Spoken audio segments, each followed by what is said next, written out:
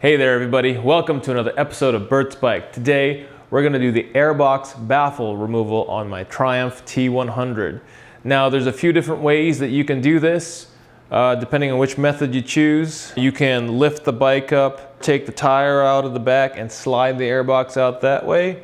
You could just take the side panels off, reach in and kind of pull out the baffle or break the baffle or heat it up and pull it out. Or you could loosen the box and take off one side to try to get the baffle out that way. So I think I'm gonna try to take off one side of it and get the baffle out that way and put everything back together with the airbox still on the bike. And the reason for doing that is that I don't really wanna jack the bike up because I don't have a proper motorcycle jack. And if I do need to get one, I will go out and get one. We'll just kind of see what happens once I get in there. All right, with that said, let's jump into it. All right, first things first, let's just do what's easy and take off these side covers. I'm really glad I got these thumb screws from Motone because if you're gonna be in and out of the bike a lot, it just makes life a whole lot easier. Now let's remove the right side cover and then get that left side cover off as well.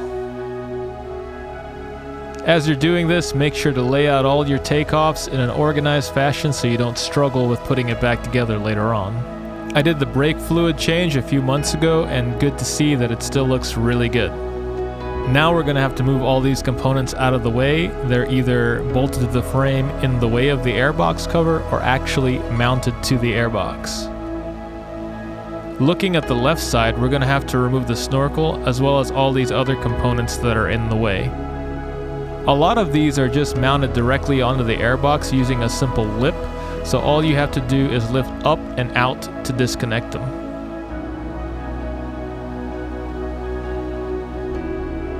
At this point you'll have a lot of stuff hanging off the bike, so what you'll want to do is take a simple bungee cord and just bungee this stuff out of the way. Now let's remove the snorkel. As you can see, it's kind of a rubber material, so instead of just pulling at it like I'm doing here, you can actually just compress it a little bit and pull it out. This is my first time looking at the airbox, and so the original owner seems like he did take really good care of the bike and at least replaced and/or cleaned the air filter at some point. Also, you can tell by these scrape marks over here that the air filter was either changed or cleaned at some point, because when you pull out the air filter it scratches the frame right there.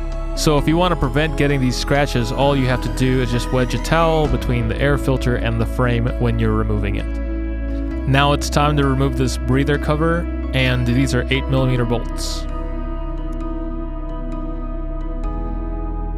It's important to take note that there is a cable hanger attached to the far left bolt, so you want to make sure you affix that again when you're putting the bike back together. Go ahead and take off the breather cover and remove that air filter. Don't forget to put a towel in the way so you don't scratch up your frame. Looking in the airbox, it looks like there's a little bit of blow-by, but nothing out of the ordinary. It's hard to see, but there's your baffle there, and that is actually on a track that is connected to the other side of the airbox cover. Now, some people come in here with a heat gun, heat this up and pull it out, or just break it and pull it out, but what they don't tell you is there is an air sensor that's actually located on the other side that if you break that, you'll have to replace that part. So what we're going to do to prevent damage to any components is take off the right side airbox cover and air sensor. And to do that, we're going to have to move all this stuff out of the way. Let's start by removing the fuse box. That is a 5mm Allen key. Then let's loosen the brake fluid reservoir, and that is an 8mm socket. Move it out of the way, and behind that there's a metal bracket that the fuse box is affixed to. Let's go ahead and remove that with a 5mm socket. Alright, now with all that stuff clear, let's push it out of the way and we can reveal that oxygen sensor. Let's go ahead and remove this so it doesn't hang on the cover when we pull it off. At this point, you've just unplugged the oxygen sensor. However, you could loosen this bolt right here and probably pull the whole thing out if you wanted to. And I guess it could be safer in the long run to go ahead and pull this.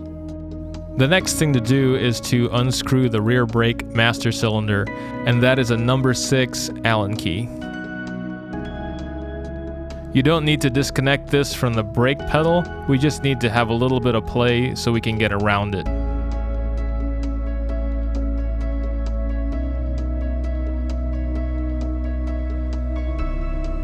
The next thing to do is to remove the ECM from the battery box and loosen these 4 star bolts that hold the battery box over the airbox. And for some reason, Triumph decided to use Torx heads on these versus all the Allen keys that you see all over the bike.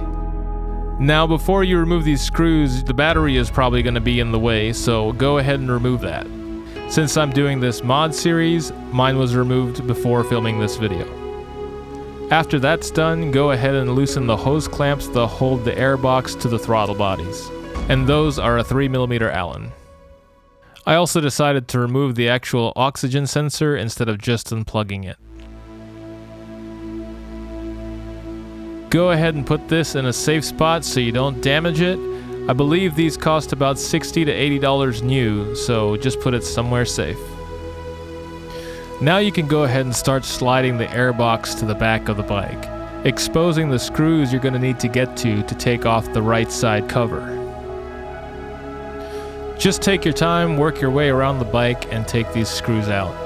There may be some odd angles here and there, but for the most part, these are relatively simple.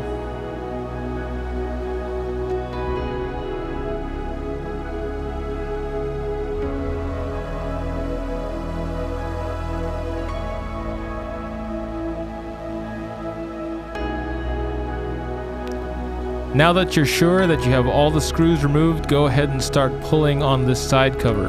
You don't need to go nuts here, you just need some firm pressure to help break up that old RTV sealant. In my particular case, there was a whole lot of sealant right by the boot area, so I just carefully scored it with a razor knife to help it come out easier. Now this part could be a little fiddly, so just take your time and be careful. With that broken loose as best as you can, start peeling away the sealant that's around the boot.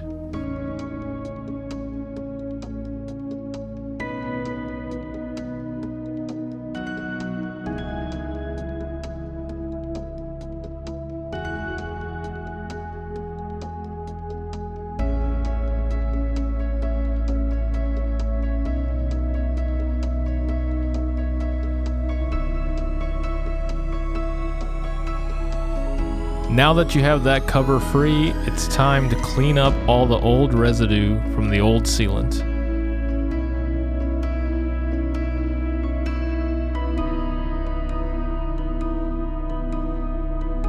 And go ahead and pull out that airbox baffle. It should slide out very easily.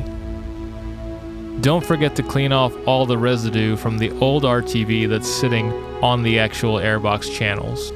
You'll want to take a mental note or snap some pics of how this residue is laid out, because that'll give you a good idea of how to apply your new sealant.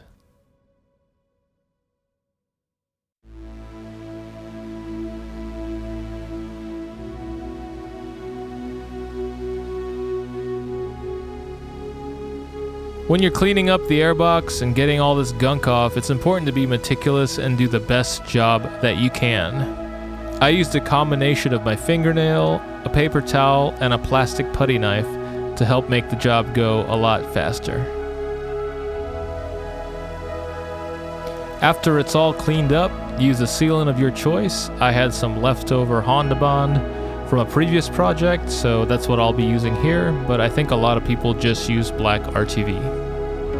You don't need to go nuts here with the sealant, you just need a good thin coverage around the original lines, but I would put a little bit extra around the boot area.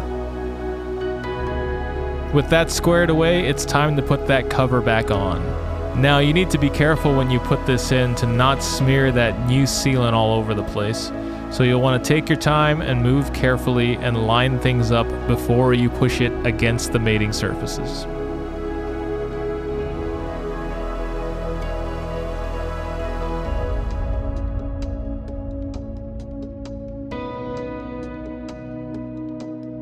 Once you have everything in correctly, let's go ahead and put those screws back where they came from. Now a good tip here is to back the screws out slightly so that they fall into the original channels. And you'll want to do this because the screws are going into plastic and you don't want to be creating new channels as you screw them in again. Once all the screws are in, let's go ahead and push this airbox back into place. Get those boots back over the throttle bodies. As you're doing this, you want to position those hose clamps in a way where you can get to the Allen heads really easily. And don't forget to do the other side. Moving on, get those Torx heads back in to hold that airbox in place. I'm not sure it matters too much, but I chose to get the star bolts in first and then tighten the hose clamps. Now, you don't really want to bear down on these too hard, you just want to tighten them enough to where they have even pressure and the boot isn't moving around. If you go over the top with that, you could run the risk of slicing through the boot with the hose clamp. Now let's go ahead and get the air filter and wide mouth breather in there. If you haven't done so already, it's a good time to make sure that your airbox is cleaned out before you shove the new filter and breather cover in there. I also went ahead and put all the components on the cover side back into place so I wouldn't have to worry about them later. If you've been following my channel, you've probably noticed that I put the Motone Odin slip-ons on the bike, and I decided to go with a DNA air filter and also a wide mouth breather from TTP. After this mod, I also plan on doing the TTP Tune 4 for this particular setup. From what I understand with these older Bonnevilles, the computer doesn't really adjust if you just put slip-ons on or if you change the airbox, so if you do any of the mods that change the airflow of the bike, you will most likely need a tune. So if I were you, I would contact TTP directly to find out what tune you need for the mods that you are doing on your bike. After you get the filter and the cover on, you want to make sure that you put the retaining hook back on that far left bolt. And then hook up all the componentry you took off of that side cover.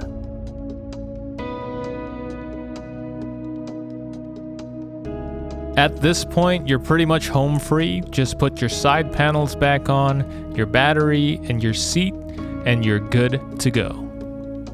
If you went with the TTP wide mouth breather, you probably got this splash guard that typically affixes to the outside of the side cover. However, I chose to put it inside the cover purely for aesthetic reasons, but you do whatever makes sense to you.